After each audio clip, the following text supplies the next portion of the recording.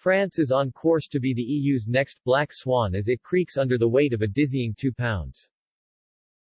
3 trillion in national debt, a UK-based economist has warned, piling further pressure on Emmanuel Macron in advance of next year's presidential election.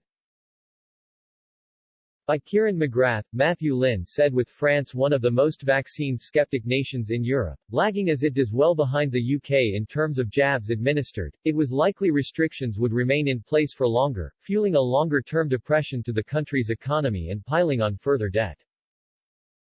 In economics, a black swan is an unpredictable event which can have severe consequences.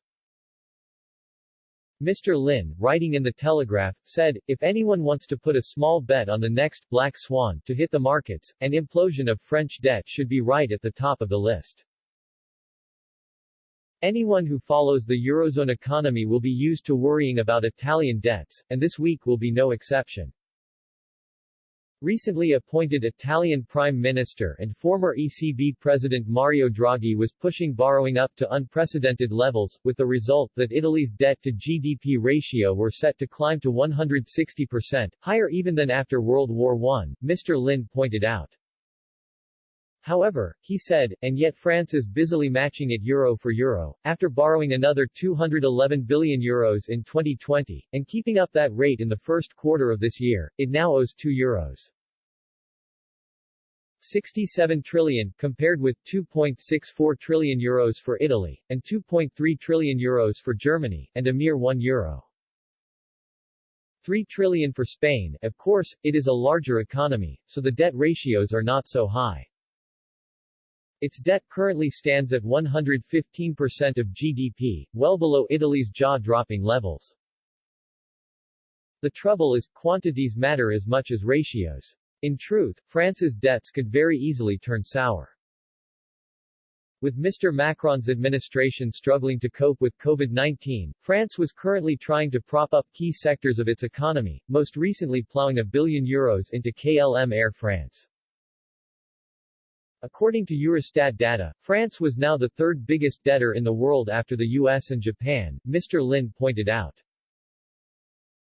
To compound matters, it was also the most vaccine-skeptical in the developed world, he pointed out, with one recent World Economic Forum suggesting just 40% of the population wanted a jab compared with 77% in the UK. Mr. Lin said, that may rise as the vaccines prove their worth. Even so, if the French continue to resist vaccination on the scale needed to hit herd immunity, then COVID-19 will continue to circulate, even if at lower levels, and the country may have to keep restrictions in place for longer than its neighbors.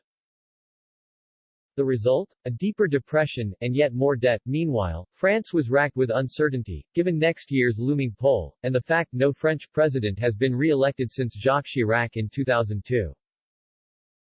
Mr. Lin explained, no other G7 country runs through leaders so quickly. Worse, Marine Le Pen, the major opposition leader, may have dropped her plan to pull out of the euro, but France remains the EU country where hostility to the single currency is strongest.